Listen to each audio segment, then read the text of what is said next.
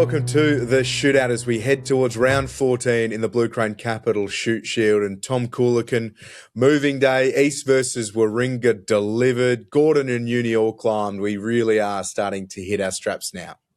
Moving day. Very fitting with the British Open on at the moment. How good is it having a golf on the TV when you come home in the afternoon? Look, wonderful fixture out at Rat Park and across all of Sydney. The competition's certainly taking shape, as is the top six and the top four. More big fixtures this weekend, no bigger than Gordon University. Well, that is our match of the round on the Nine Network and, of course, Stan Sport 2. Gordon hosting Uni.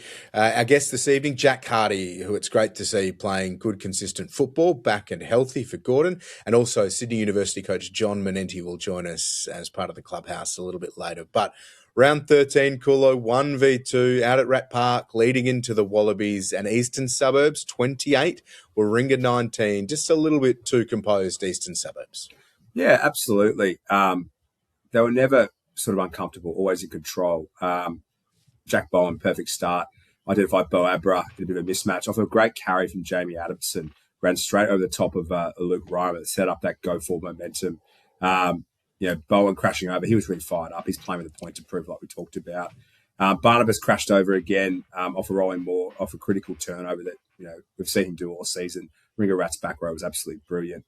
Cobb then crashed over and attained Leffer's intercept against the run of play, really brought the Ringer crowd, into things. And Zardisi had an opportunity to slot a 50-metre penalty goal after the bell. Had his chance, missed it, fell just short, even with the northeasterly over his back left shoulder. Game was in the balance. East just kind of bided their time. You could see Teddy Wilson just controlling things, controlling tempo, controlling possession, always in control. And then Drew Assese with one of the all-time great individual tries of the season, got the crowd into the game, 62nd minute. Rats were ahead 19-14, but momentum then kind of really swung quite sharply. A yellow card for Sione Latu really shifted things there, and the East scrum went to work, and the East bench went to work as well. I thought Tititi was unbelievable off the bench, as was Gibson. They were both fantastic. A good try there. Josh Nelson crashing over for the match-winning try in the 73rd minute. Josh Boxer, for me, was just absolutely outstanding. It was a captain's knock.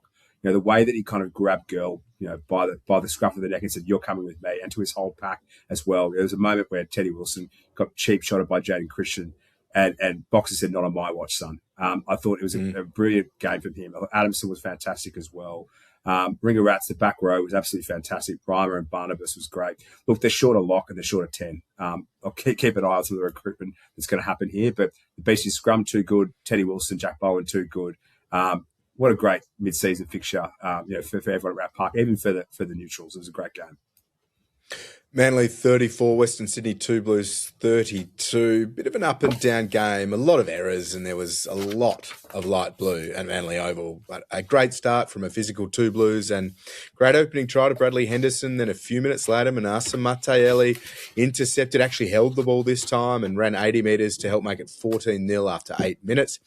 They dominated possession and territory early and kept Manly out of it, did the 2 Blues, and started then to get the breakdown wrong, overcommitting, being caught offside, gifted Manly field position, 2 more tries from lineouts, and it was 12-17. And a late try after an intercept, another penalty, and at 17-17 at halftime. It was a real tussle in the second half, and mostly they traded errors and ill discipline to give each other field position and scoring opportunities. The 2 Blues were up by 8 with 12 minutes to play, but more ill discipline, and Manly took advantage and finished well, win by 2. So crucial kicking, game management from Joe Dillon when it mattered down the stretch, and Manly keeps its season alive. The 2 Blues a very costly loss the way the ladder is, and off the back of the quality. Tough to see either playing or making a dent in the finals off the back of that one, but Manly good win at home.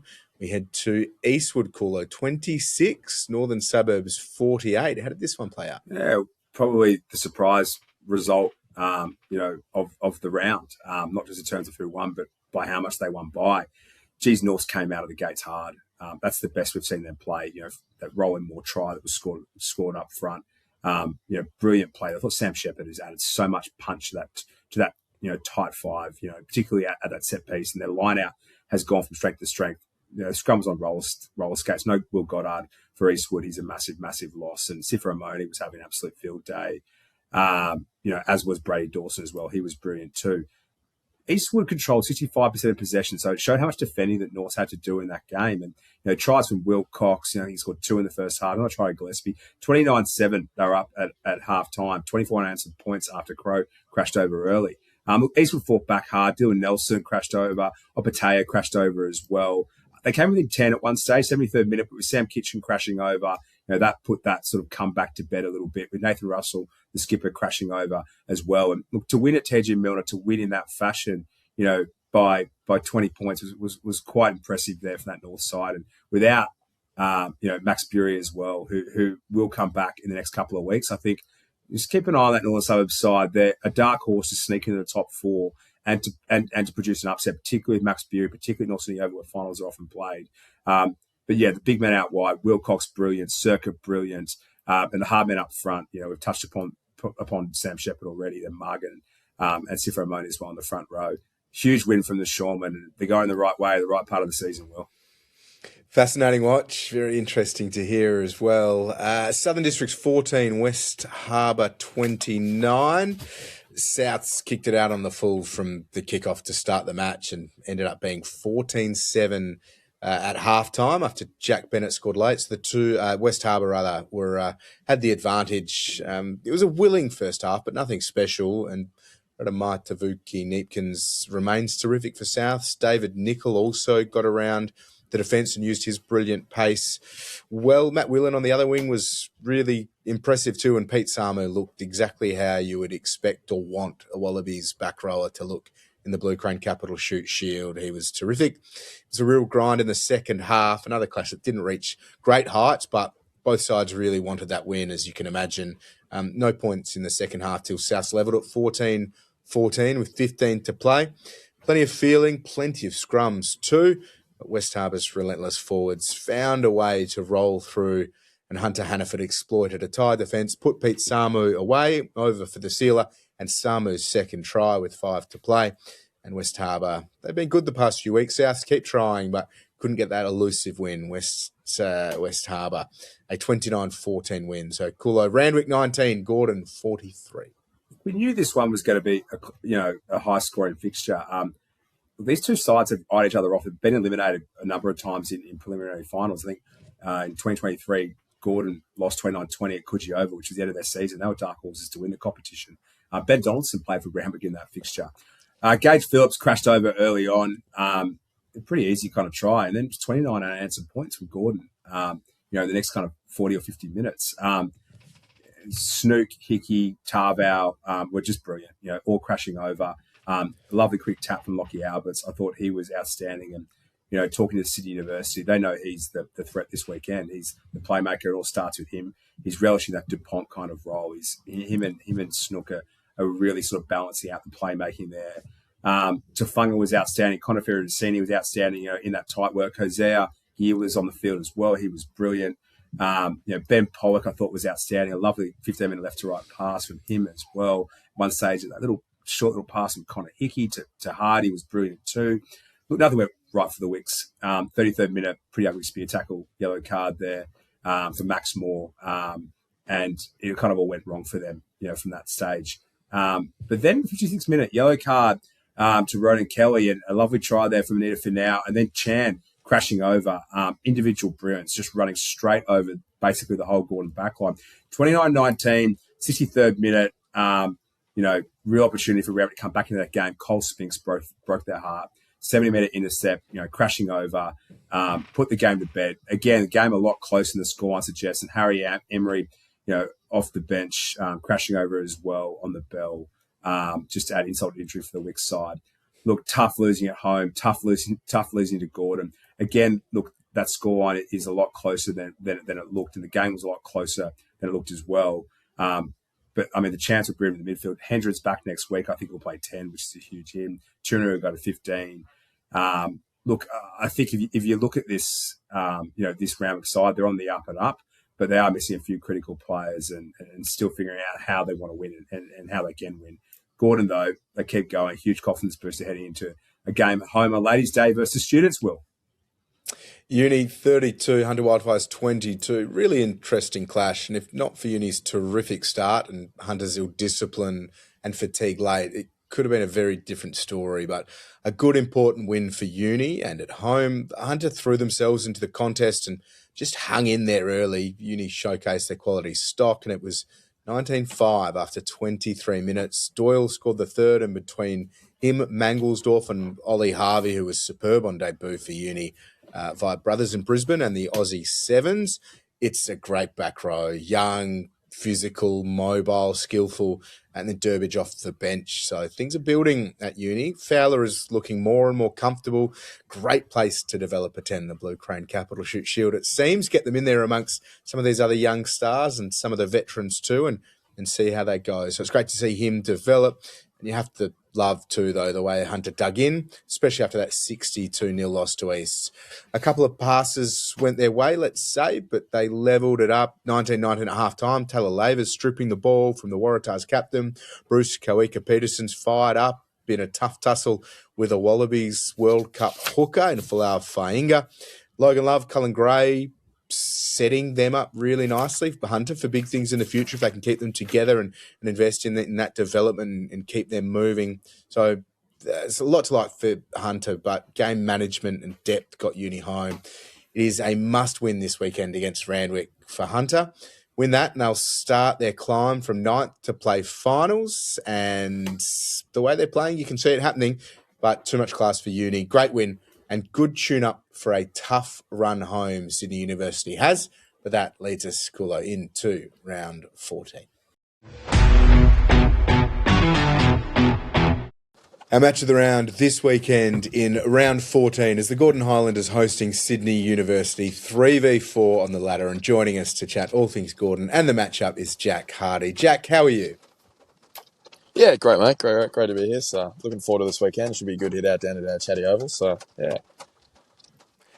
Jack, you've made a huge impact since joining this side this year in terms of being back into the Blue Crane Capital Shute Shield starting side. How are you feeling about fitting in with this Gordon backline, and how's the body? You look to be moving exceptionally well.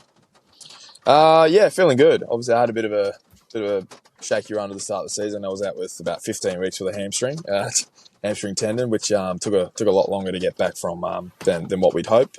But it's been good. Had a good preseason with the lads. Obviously, we've been training together since October last year, so I already had close to 3 to 4 months training with Snooky and Albert and creating those connections as well, which really helped us when I get back into training and back playing. It's sort of connections. It's already there. We've been training together for 5 or 6 months now, so it's been good. I've been enjoying back playing, and I still have boys there that played last year, like Oliakis, Connor Hickey, and we just get along really well. Like we're all good mates off the field as well, which always makes it a little bit easier on it. And it's been a good sort of last few games, so happy. Huge occasion for the club this weekend. It's Ladies' Day at Chatswood Oval, choosing Chatswood, the special pink jerseys to raise money and support the Sydney Breast Cancer Foundation as well. And I know you've been at the club just for these 2 years, but it runs deep in the family. So for Sydney University to be coming across at Chatswood Oval, what is this occasion meaning for you and the squad taking on Sydney Uni? Well, it's just, like it's obviously got to be a big day, but for us, it's definitely a turning point game for us. Sydney obviously they pipped us at their home ground earlier in the year. I think there's still a little bit hurt from that one, so I think we'll be raring to go. And obviously, Ladies' Day and raising funds for breast cancer as well. Everyone knows someone that's been affected in sort of that area, and I think that it'll be a great day. Hopefully, the rain stays away and the ladies enjoy a good day of footy. I think it was round 10. You were limited minutes, only played half a game. Versus East, 38-22. You scored, I think, 2 tries in the first half. I think that was the litmus test for you guys against East. But for probably some unfortunate line-out issues, you went toe-to-toe with the Premiers. Was there a lot of confidence from that game? Yeah. Especially, like, you sort of look at the teams in the lineup. If you look at our bench moving on to the weekend, someone like Jack Margin, Trevor Jose is on the field now, Hugh Margin, Harry Holland, Harry Emery. and then we lost. Like we didn't have those boys against that East pack. We go into halftime 14-12 down. You've got East got 7 or 8. Professional players. That's as good. That's as good as they're going to get. That's their level. And for us, losing the hooker within the first 2 minutes, he's off the Southern Stags. He might come back as well towards the end of the year. And I think we didn't have any of those players. I was on limited minutes as well. So if you throw all those boys back in the mix, I tell you what, it'll be an interesting sort of pip in the finals run with someone like Jose, Marjo, Harry Holt, those boys coming off a bench. I think it completely flips. Yeah, I completely agree. I guess Will's quoted you as the Harlem Globetrotters of the Shute Shield. You guys, you run it from anywhere. You could score from anywhere. It was a lovely little short pass at the line from Connor Hickey, straight to you, and it looks like you're really enjoying your footy. What's the mindset out there? Is it just attack from anywhere? Is it probe the space? What's the mindset of the Gordon backline? We just love to take a swing. I think Telfs this year is just all about taking a swing and just having a go. We've got some of the quickest, most electrifying outside backs in the comp. I just love watching them run, and it's just one of those things where just get into their hands and just watch them go. Snooky, he's really grown this year. I thought as a fly half, some of his decision making has been absolutely fantastic in these later games. He's playing lots of the line. A lot of his kicking game as well has really stepped up in the last few games. And I think for myself, I'll just keep running those hard lines for him and hopefully open up some space for Hicks and Ole and Spinksy as well. Spinksy had an absolute blinder on the weekend against Randwick. So I think, now they're just sort of getting comfortable with each other and Telf's there and he's backing them to make whatever decisions they need to score tries. That Randwick result was a lot closer game, right? Than probably the scoreline suggests. At 29-19, 15, 20 minutes ago, the game was in the balance. I think it was a massive intercept there. I think it was Cole Spinks that took it. If you look at that game, the balance versus University, they're going to have a lot of depth off the bench. Games are made or break in that 15-minute period. What's the team doing to prepare for that and to make sure that you can ice those games, which is so critical in the Shute Shield? It was getting tight there at 2019 and what we had the yellow card as well off the field. But I think we were very happy with the fact that, let's say earlier in the year, would have been 29-19, and then all of a sudden the scoreline might have been 48-40 or 46-40. Yeah. And I think now, especially a turning point for us has been once we do get into those situations to be able to stop momentum and start putting on points and not having, what happened at Hunter and especially looking forward to something like an Eastwood game where we've got full trust in ourselves and that connection in defence. It's taken us a little while, obviously, with different players coming across different clubs and trying to build that connection in the D-line. But I think now we've really turned a corner and when stuff like that does happen, where teams are getting two on the run, that we can come together and create a stop and flip that momentum has been really a turning point for us. You've had an incredible career and much storied as well. You came through the Western Force pathways over in WA, started off with the Reds and then had an awful run of injuries, then with the Brumbies and now at Gordon, where you do have that famous connection. How do you reflect on that and how are you feeling about getting out there and playing football that makes people's heads turn again? It's been enjoyable. Obviously, didn't have a great run for about 5 years. But I'm just enjoying playing footy again. Being injury-free has been, and obviously at a club where this is all, I've always wanted to play for Gordon, growing up. Dad absolutely loves this club. And it's been awesome that, I've been able to come back and there's so many old boys here that played with him, grew up with him. And I sort of get to sort of add to that, which is good. Obviously, in regards to the Reds and the Western Force stuff and all that sort of stuff, there's been a lot of heartbreak, I think, with the body for 3 or 4 years, where you go from such a high very quickly to all of a sudden, I didn't think I was going to play footy again or thought about, throwing in the towel at certain points. So for me to be able to come back and play, some good footy and just enjoy being out there again, enjoy training, enjoy being around the blokes, it's just been, it's been good. I'm very grateful for the body to be able to hold up. So, yeah. How is the old man over there in the Golden West? He's good. He'll be back over, I think, for the Warringah game. He's booked that in, so he'll definitely be there for that. That's I think that's M&D round as well for us. So that'll also be a massive round at Chatty. But no, he's good. He tries to come back whenever he can, and he absolutely loves coming back. He was back the other month, and I think, man, he was on fire on the sidelines. I think with a few cans, as well as old Trish, mum. So she was absolutely loving seeing her old friends and getting down and yelling on the sidelines. So yeah, it's been good. They'll be over soon again. So yeah. We love what you guys are doing on the field this year, in particular what you are adding through the centres. Sydney Uni this weekend, the rain is falling. We can hear it there around Narrabeen and Chatswood. What's your message to the Sydney Uni faithful heading to Chatswood about parking, about the oval, about the surface, and just about enjoying the occasion? What do you think? Oh, that's it. Just enjoy the day. Like, it's Ladies' Day, it's Chatty Oval, there's a bit of history behind it. You know, don't worry about being a student. Just have a bit of let loose, have fun. Get your dancing shoes on. And I think that no matter what happens, I think we'll all share a beer after the game and watch Colts. I think Colts are playing after. So, you know, Sydney Uni boys, make sure you stay around, have a bit of a beer. Let's have a bit of a yarn and let loose. So, yeah. We love it. Well, good luck this weekend, through the rest of the season as well, heading into finals. And thanks so much for your time. Yeah, thank you very much, guys. Thanks for having me. Well, the other half of our match of the round on the Nine Network this weekend is Sydney University heading over to Chatswood to take on Gordon. And I'm very pleased to say we are joined by their coach, John Manenti. John, hello, how are you? G'day, mate. How you going? Very well, thank you. John, congratulations on the season so far. I'm sure there are things you'd like to have changed, but you're in fourth on the ladder and taking the big scalp of Easts in the past little while. How are you feeling about the season so far?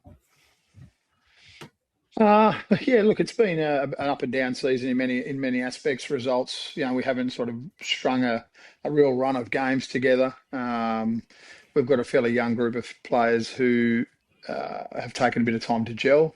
We're also having guys coming and going a little bit around Waratah's availability, selections, injuries, usual front. So we've sort of gone through about 45, 46 players. And I suppose, you know, I call them growing pains a little bit. You know, the nature of being a university team, you know, with a fairly young group, it's you know, it sometimes comes back to bite you a little bit. You know, but certainly feel like as a group we're heading in the right direction. You talk about the vast number of people you've had coming through the squad. What's your main focus in terms of building that cohesion and some of the things that we don't see, I suppose, behind the scenes to try and make sure everyone's on the same page? Well, it's really tough because a lot of it's, you know, you get limited access to the Waratah squad members. And what, you know, we have to be realistic about is, you know, though we obviously Waratahs, we're delighted that guys are in the Waratah squad, and part of that, the downside is you get limited time with them. You know, you only really have one full training session a week, with limited volume that you get with them. And you know, of our Waratahs, I think there's 4 or 5 of them that actually haven't played a game, like a starting game or a bench game for the Waratahs. So though they're Waratahs by name, they're still young kids that have probably played now 10, 12 first grade games, you know what I mean? So, yeah, the hard part is, you know, I suppose, you know, they're having to adapt with different calls, different systems, training loads, all those sorts of things. Then you've got the management piece of managing the guys here that are sort of training, playing one week, you know, having to tell them, you know, somebody's back, they're down in twos the next week. So it is difficult. It is difficult, but, you know, we worked really hard, I suppose, around, you know, trying to establish the fact that uni strength over a long time was the depth of players, and the fact that it was I suppose, you know, a privileged situation that we have contracted players coming back in throughout the season, and to sort of embrace that as a good opportunity to play with those level of players. And like I said, it's not easy. It's not easy, and there are tough conversations along the way because, you know, often some blokes are playing really well, but they have to make way for, you know, for a rep player coming back in. Yeah. I think, like, John, you've won premierships at Eastwood in 2011, 2014, 2015. You know, I think TG Myrtle was a bit of a graveyard certainly was for me, you know, for university sides going over there. Coming across, you've touched upon the balance of Super Rugby players coming back and the blessing and the curse that it presents. What's been some of the bigger differences between university and Eastwood from a coaching perspective? Probably the youth is the big thing. I mean, it was obviously a few years ago, but we had our Eastwood crew of say 14 and 15 were average age around that 27, 28, which no coincidence, Warringah and East last year were both around that average age. The two teams that battled out the grand final. So, here last year, I think we were 22 and we're probably 23 this year or thereabouts, but we're still pretty young in comparison. So the maturity level and the game age of the players you're dealing with are just younger. Also, I suppose that means, just different stimulants around, their lives and where they're at, whether it be students studying, partying, all that sort of stuff, compared to older guys that might be, coming from work, dealing with families. So there's just a different demographic and a different sort of, that comes with being a different age group. I think you touched upon the challenge of getting on a roll, right? And the cohesion challenge in Shute Shield's a massive, massive thing. It's having the same players week in, week out. But you got on a really good roll. I think round 7, round 8, you knocked off Gordon 29-19 or 29-20, I think it was. You then also beat East. You're the only side in the competition to beat East. And that was a really dominating win. I thought you went after their line out really, really well. It was a really comprehensive victory. What went right then? And how do you capture that magic a bit more, going into the back end of the season? Look, I think probably a couple of things I think East would be the first to say, and Benny Batch would be the first to say they were really disappointed with themselves that day. They've shown throughout the year how much better they are. I think they had their ball on that night, and their focus might have been on what was happening after the game than what was happening during the game, and probably rightly felt that we were underperforming at the time and they were overperforming, and maybe just took the foot off the throat a little bit there. So I think there's probably a bit of luck than absolute good management that day around our performance. But we certainly played one of our better, more consistent games of the season. When we're doing things well, I think we're actually a really good footy side. We're just not consistent. We struggle around consistency and turnovers, and just giving teams opportunities back into the contest. And I think that day against East, we probably were a little bit more consistent. They were a little bit off, we sort of got the rub of the green that day, certainly. But like I said, I think they've shown since they've gone on a steamroll oppositions and have got stronger and stronger. So I don't read too much around that result. Well, having been coached by your brother-in-law, Nobby Malone, you're a lot more humble than he is, because he would have taken all the credit for that win. I think you're selling yourself short. That was a textbook ambush from you guys. You guys were brilliant. You've been around the Shute Shield for donkey's years. You've coached the MLR. You've coached the women's and the men's sevens. You've had immense success with those programs. But you've come back to the Shute Shield. What's your gut feel on the health of the competition, the quality of the footy, and just footy in general? I think you'd have a great radar for the health of the game. Look, I think we're sort of at an interesting crossroads. I think as I suppose our senior club, the Waratahs, have sort of been a bit up and down in performances over a long period of time. I think the Shute Shield's probably gone from strength to strength. I'd love to see a bit of a direction from above to stop letting players go to NPC and make them stay in the Shute Shield and help us make this competition as strong as possible. I think there's I think there's something, there's clearly a great competition over there, and individuals that go over there possibly, get challenged and improve, but it dilutes our product a bit. So I'd love to see that in the first instance. But I think, I can't remember too many years like this year. I mean, I think fair to say, and nobody would disagree, that East and Warringah are standouts. And then everyone else, everyone else is absolutely, in the same pool together, fighting week in, week out. I know it was going back a while, but, South had a kick to beat us, I think in round 2, had a kick to beat us on the bell. So West we battle with, we drew with in a trial, we battle with. So every team's right in the contest, depending how you turn up, depending how your injuries are. They're good games of footy, and to be honest, I really enjoy, on a Sunday morning, I go through and either watch the other games or certainly watch highlights of all the games. And I mean, there's some really good footy being played, and I think it's probably, again, I've been around the shoot shield for too long. You suggested a long time.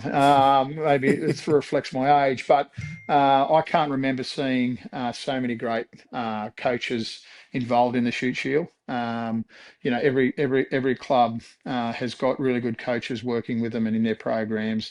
They're all guys that are either aspirational about, young guys on their way up, or guys that have sort of been around pro footy and coming back to be part of it and giving it. So I think, there's, like I said, the stocks and what the players are doing in Shoot Shield is probably a reflection of, like I said, some of the top coaches that are involved with clubs at the moment. And like I said, I can't remember a stronger group of coaches from right through the competition than what we've currently got at the moment. And I think that's helping. Like I said, I mean, obviously there's a movement of players, young boys out of school to France and different places, and those opportunities are always going to take someone away. But I think we keep producing players. People keep coming up and surprising you, that come through the system, and the shoot shield's, I think, as strong as it's ever been in that way. John, this weekend against Gordon, what's the main focus for you in that first little patch against them at Chatswood? And some of these young stars who you've been keeping an eye on and building through this season, can you give us a bit of an insight into, I suppose, in particular, the back row and then that 9 and 10 combination? Yeah, look, we've I mean, firstly, Reed Gordon, like I said, they're going terrific. They've got a really strong team. They've got a great set piece, good forward pack, and they'll ask plenty of questions with their back line. I've had a fair bit of, I suppose, time around their 9 and 10 through my time at Eastwood, and I know how potent they are. And like I said, they've got some real weapons to fire. Kind of Hickeys at the back. The former Sevens player. The Spinks on the wing. Like, they've got a lot of strike power and a lot of ability. So. And there's a reason they're coming third, and they're well clear of the rest of the pack. So, we know going there it's going to be a really tough afternoon. Hardest probably part about Chatswood getting a park, but once we get into the ground, we know it's going to be a really tough day right across all grades. And they've got Ladies' Day and they'll be up and about. So it's certainly going to be hard for us to keep focus at times. But if I can keep the boys' eyes on the paddock and on the football, it should be a really good battle. To touch base around some of our players, certainly the back row, a young back row, and Mango and Doyley, both only out of under 20s last year. And the guy joining at the moment, we've had a fair bad luck of run, and a few guys go to NPC with our number 8s, but Ollie Harvey did a great job last week at number 8, and he's sort of new to first grade, but he's a boy that was in the Sevens program, came down from Queensland, where he was sort of like a back rower, converted to winger, converted to Sevens player, and he's doing a nice job for us, and we're really pleased with his start last week. Mango's a bit different. He's not your usual 7, but he's just a footballer and just gives so much energy and drive. And Doyle's I want to say he's a real leader. Obviously, he's our captain, and he just does the grunt work and the grind. So they're a nice balance. And they're going to have their hand full with a really experienced and tough back row. And then the 9 and 10, Joey Fowler's been well. I suppose earmarked as a prominent talent. Country boy, Moree boy. But he's progressing all the time. Narrabri, John. Narrabri, sorry. Okay, he's just been up. Got to get that right. He just been home to Moree this weekend. Sorry. He must have moved. Anyway, he's been good. He's learning his trade. Like I said, he's a Waratah sort of future Waratah sort of thing. He's in their academy set up and trains regularly with them almost full time. But he's still probably, what are we? He would have had 3 or 4 games of first grade last year. He's still about 10 games into his first grade career. You know what I mean? So he's a young guy, uh, who's going to go places, and the Shute Shield's a really good place for him to learn his trade. What And about what? Ollie Schmood's a good one. Like I said, he's played fullback 9, 10. We pretty much spent most of the off season working as a 10 option. We had an injury at halfback and sort of forced him to play halfback, and he's played well and held on to his spot ever since. So again, a footballer, could play multiple positions for you, but he's doing a hell of a job at the moment at halfback. You stole my question. I was literally just about to ask about Schmoody because I coached him at Colts and he can play off scratch golf. He can kick off both feet. Yeah, He can play everything. that's where he learned it. Yeah, that's right. I can assure you, if you found a way to keep Mango off the beers on a Friday night, you've done a better job than me. I know. I don't think I'll stop that. As you said earlier, I grew up with playing, and Chris Malone used to do it on Friday night, so it worked. It worked for him. There's certain characters that perform better with a couple of schooners on a Friday night. So, I'm sure he's a lot more professional these days. But yeah, a little sleeper on a Friday night won't hurt him. Definitely not. John, appreciate your time. Love having you back in the Blue Crane Capital Shute Shield after an enormous career, not only in the competition, but then abroad as well. Thank you for your time. Good luck this weekend and of Pleasure, course, mate. for the Thanks, rest of the fellas. season as well. Good. Thanks, guys. Thanks for having me. Thanks, John. Bye.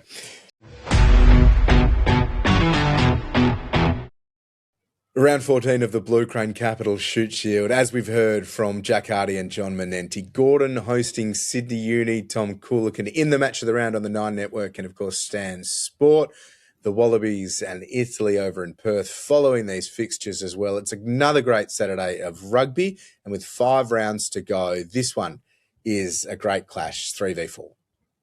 Absolutely. And when these two sides last met in round 7, University came out 30-22, which then led to them defeating Eastern Suburbs for East's only loss of the season, just showing the momentum and how important that win was. Look, 3v4, massive fixture, particularly for University.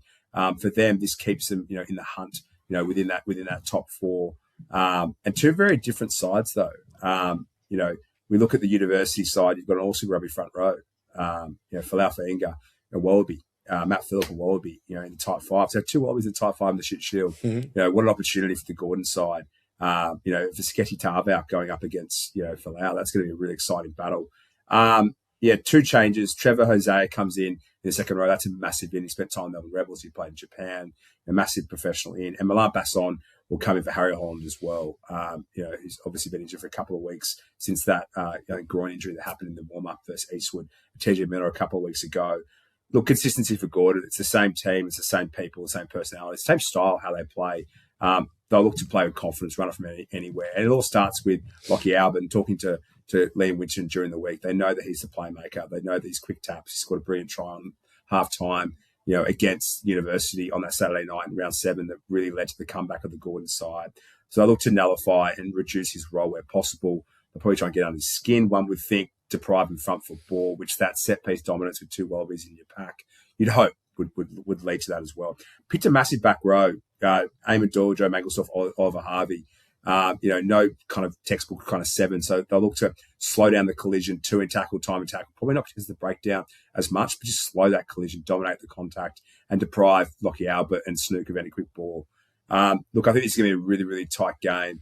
Banana Peel always at Chatswood Oval, ladies' day. I've just got a feeling Gordon might upset University here. They don't quite have the combinations, although there's only one change with Morrison coming in from McGregor and Ronan Lee going to the wing and Morrison moving to fullback.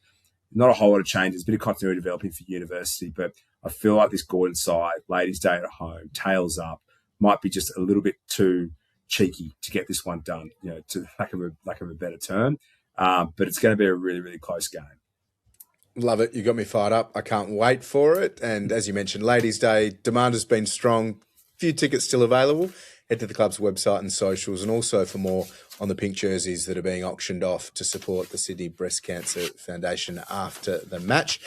Southern Districts versus Warringah at Foreshore, 12 versus now second Warringah Rats. The Rats, you imagine, will be stinging a little bit from that East's result, but Eastwood heavily expected to win that one. So interesting stage for both sides. South's off the loss against West Harbour. Oscar Friend starts. Lewis Young left the field injured last week. Hope he's all right. Leolai Salanoa back to start at 8 in an unchanged, and then there's an unchanged backline, I should say. So bit of continuity for Souths. Radamai Tavuki Neepkins was great last week. You expect him to try and attack as well this weekend. Warringah, a few changes. Whitman starts in the second row. Redder gets his first start. Was good off the bench last week. Tristan Leffers also starts after coming on for Charlie Tupu, who headed off to hospital from Rat Park. So we wish him well in his recovery. Warringah to win. Hard to look at anything else. They'll be hoping for no injuries, though, won't they, after a tough few weeks, certainly in the outside backs stakes. Can't turn up expecting for it to be an easy win, though, at Foreshore Tynan Motors Park. Souths will scrap and also run the ball through that unchanged back line. So a little bit of Warringah's style coming back at them potentially. But, yeah, Warringah going heavy favourites, as you can imagine. East's back at home on the synthetic versus Manly at Wallaracoola. Yeah, 1v10, 2 changes for Eastern Suburbs. Jimmy Kafunu's out at number 8. George Gibson comes in, well rewarded for what's been a good campaign off the bench for him. Deserves to start. And Dawkins is out with Andrew Smith, the Munster product, coming in. Geez, that's not a bad in there from Dave Allen. Where did he find him? Just turn up at Bondi Beach, one would assume. And for Manly as well, Tao Lima's out with the hooker Devere Tier 2 coming in at the back row, and probably says it all.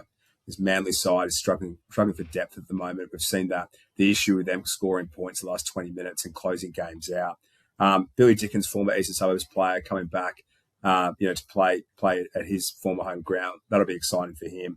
That battle between Teddy Wilson's probably the reason why Billy Dickens left, was not to play behind Teddy. So that'll be a really interesting battle. They're the similar ages. They've gone through the systems and the programs together, so they know how each other play. And Joe Dillon and Jack Bowen, both St. Andrews College Review products, a couple of years apart, both know each other well, both have some what they think is good banter. So I expect there's going to be some really good B grade chat out there on the field between those two. Talks of Joe Dillon heading off to Connacht. We know Jack Bowen is heading off. We're not re-signed the Waratahs. They've chosen a 37-year-old. I play Colts with just to show how old Bernard Foley is. Put the boots back on, Coolo. Yeah, get on a Zempic and put the boots back on. Look, I'm really excited about the battle between the 9s and the 10s, but unfortunately, I don't think Manly don't have much gumption other than that. This particular fixture, East to just go from strength to strength. The scrum's immense. Their backline's really coming of age. And I think they're going to be hard to stop in this competition and hard to stop at home particularly. But I think there'll be some really good tries. And Joe Dillon, if you know anything about him, will not go down swinging. It'll be a highly contested, competitive game, but it'll blow out in the last 30 minutes. You set it up well, as you do, Col. I'm looking forward to it even more now. The Two Blues at home versus Eastwood at Eric Tweedale. 8th versus 5th on the ladder. It's a huge clash for both. The Two Blues are playing to stay in touch with the top 6 and Eastwood to pretty much secure the finals berth. Sione Harris starts for Melly Sifa. Oscar Lane gets the start at 6 for the Two Blues. Changes in the backline too, with Rilois Suez starting at 9. No Manasa Mataeli. Isaac Tetemaki is back in to start. Huge in for Eastwood with Will Goddard returning. Ian Carmichael goes back to loosehead. Otherwise, they are unchanged. So the Two Blues got Eastwood at TG Milner in round 4, won by 3 points. Eastwood should be winning this, though, and they need to be fired up for this trip. It's a huge clash with 5 rounds remaining, and if they can win this, they can get themselves a bit of breathing space. But again, as we said, with trips like this, they're going to need to win the game. The Two Blues have been a little bit up and down, but you imagine Eastwood get that done at Eric Tweedale. West Harbour Coolo versus Norths at Concord. Yeah, 7v11. Last time these two sides played each other was round 3. It was 28-17. Calm Circle, I think, might have bagged the hat-trick, which was probably was a difference in that game. I think since then, North Suburbs have improved exponentially. And you look at the lineup, it's a very different side to whom they had previously in that game. 3 changes in for the West Harbour side. Iramas goes out, presumably he's over with the Romanian side. Neems comes in at hooker. Hannaford is out with Debrasini starting at 10. That's a massive in. And Norman is out with Hunter Hannaford coming in at fullback. A much better West Harbour side and a real banana peel game potentially here for the Northern Suburbs. Sif Ramoni is out with Michael Scott coming in. Kieran Curran's coming in for Boston Karapa. And Nathan Russell's out with Tukaki coming in at outside centre. Tighted prop, back row, and 13. Pretty critical positions, particularly against Jack Debrasini and Pete Samo. That's two high-quality players. So, look, I think this game shouldn't be underestimated at all. And I doubt that Coach Zach Beer is doing that. But, it's been a graveyard for a lot of sides coming out to West Harbour. It's a massive game for North. It's a must-win game for North. We're on the table. If the Wicks lose to Hunter, they'll leapfrog them in the top 6. It's a potential top 6 game here for the Shoremen, and that won't be lost on them. But they know that they probably need to get their timing right and get their cattle back and their players right, to really maximise and peak for that top 4, come August. But it starts today. We saw Gordon lose to Souths last year in round 17 and round 18, knocking off East at home. It didn't matter because, they'd lost to Souths away the week before. So don't underestimate how close and tight this game is going to be. I think it's going to be a lot closer than the scoreline will probably suggest, but it'll probably end up being, North's just too good. But looking forward to seeing Debrasini and Pete Samu, in the Shute Shield. Isn't it great to see them out of Concord Oval as well? Here, West Harbour have been good the past few weeks. You've set it up beautifully. And also that segue into Hunter Wildfires and what they might be doing, because they take on Randwick at Newcastle, 9v6. 2 changes for Hunter with Barr starting at 7 and Frankie Knowles starting in place of Brendan Palmer on the left wing. Thoughts with Randwick? We must say this coach Sean Byrne and his entire family after the sad news about his father John Byrne dying this week. As far as changes for the Randwick 15 goes, Tom Nowlam headlines the changes in to start in the second row. There's no Isi Naisarani. John Vincent starts. James Hendram is back in 2. He's pushed Felix Tiranui to fullback. Tristan Riley to the wing. Congrats to him on his Brumbies signing.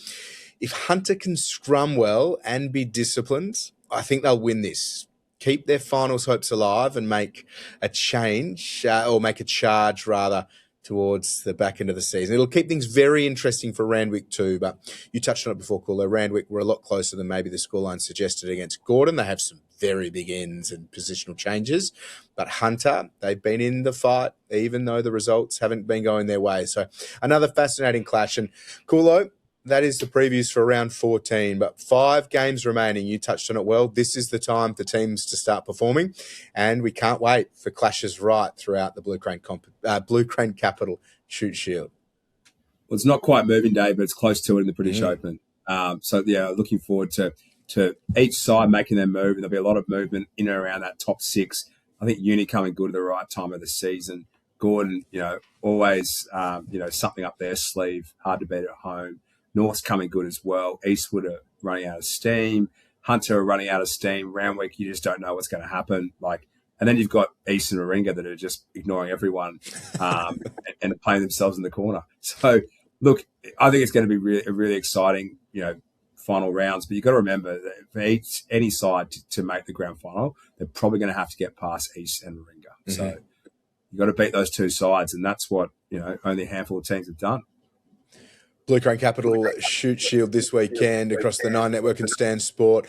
Also got the Super Rugby Women's semi-finals and the Wallabies against Italy over in Perth. So much great rugby, and we look forward to chatting all about it again next week.